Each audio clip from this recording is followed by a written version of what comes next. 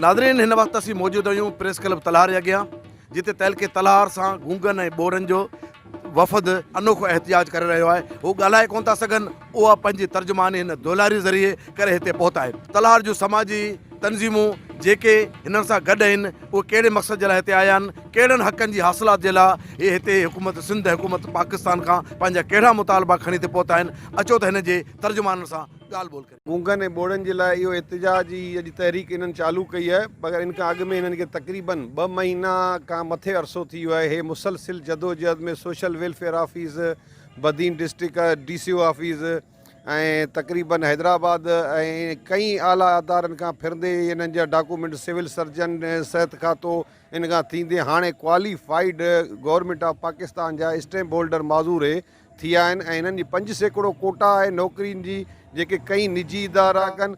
Government जा 5% नौकिरियुनि ते अमल करण जे लाइ मुसलसिल हिननि 2000 खां वठी 2020 ताईं मुसलसिल दरख़्वास्तूं ॾियनि था। असां बदीन डिस्ट्रिक्ट DC सां मिलियासीं। DC साहिबु उन वक़्तु असांखे मोकिलियो एहसानुल्लाह यूसुफ सई साहिबु AC साहिबु हूंदो, उन असांखे सुठो ओबलाइज करे पोइ 2-3 इदारनि लाइ असांजो पंहिंजो ख़तो किताबत जे ज़रिए उनखे लिखी हिननि जा डॉक्यूमेंट्स पूरा कया वञनि।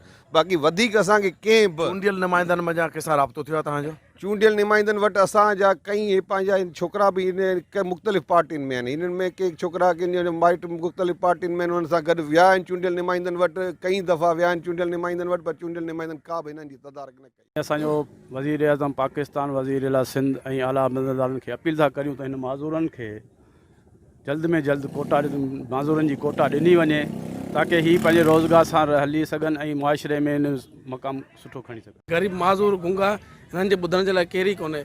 इन जे करे पंहिंजे दोल जे ज़रिए हिननि सां हर जॻह ते गॾु आहियां, हर जॻह ते परफॉर्म करियां थो। हिननि जे करे हिन जी मदद करणु खपे ऐं हिननि माज़ूरनि जी पारां तव्हांखे गवर्नमेंट खे अपील आहे। नाज़रीन तहलके तलहार सां तालुक़ु रखंदड़ गूंगन ऐं बोरनि जे तर्जुमाननि जो आवाज़ु ॿुधो तव्हां।